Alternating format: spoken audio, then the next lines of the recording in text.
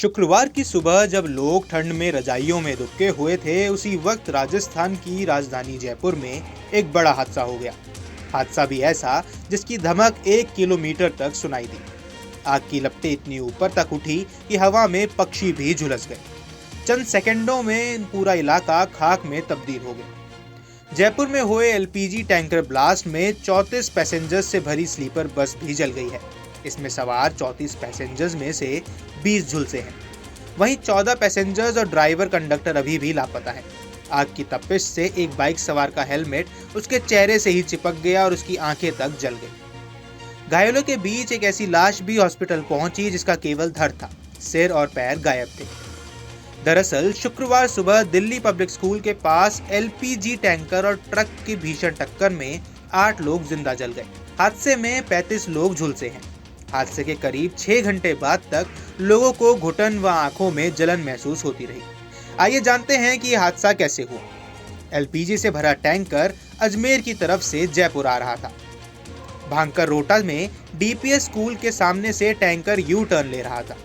जयपुर की ओर से आ रहे ट्रक ने गैस के टैंकर के नोजल में टक्कर मार दी। नोजल से करीब 18 टन गैस हवा में फैल गई और 200 मीटर का एरिया गैस का चैम्बर बन गया। इसके कुछ सेकंड बाद ही टैंकर में जोरदार धमाका हुआ और आसपास की गाड़ियों में आग फैल गई।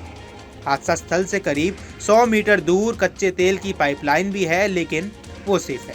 लेक सिटी ट्रैवल की बस गुरुवार रात 9 बजे उदयपुर से निकली थी।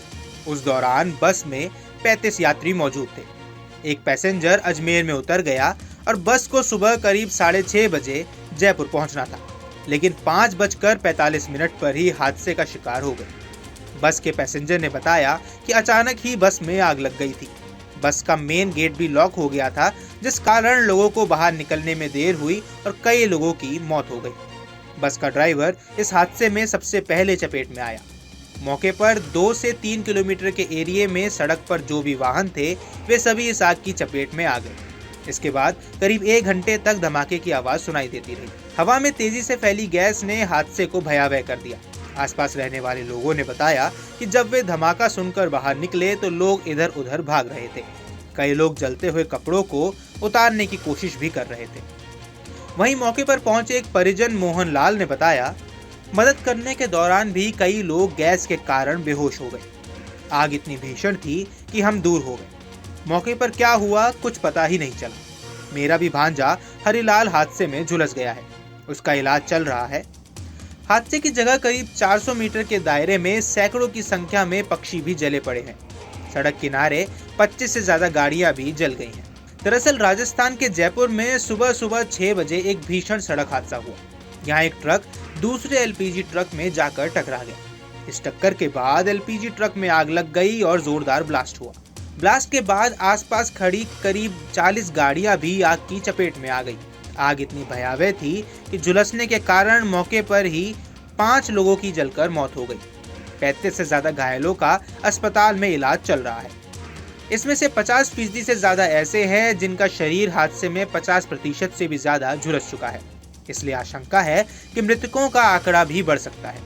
हादसे की चपेट में आने वाली गाड़ियां जलकर पूरी तरह खाक हो चुकी हैं। हादसे में घायल लोगों का इलाज जयपुर के सवाई मान सिंह अस्पताल में चल रहा है।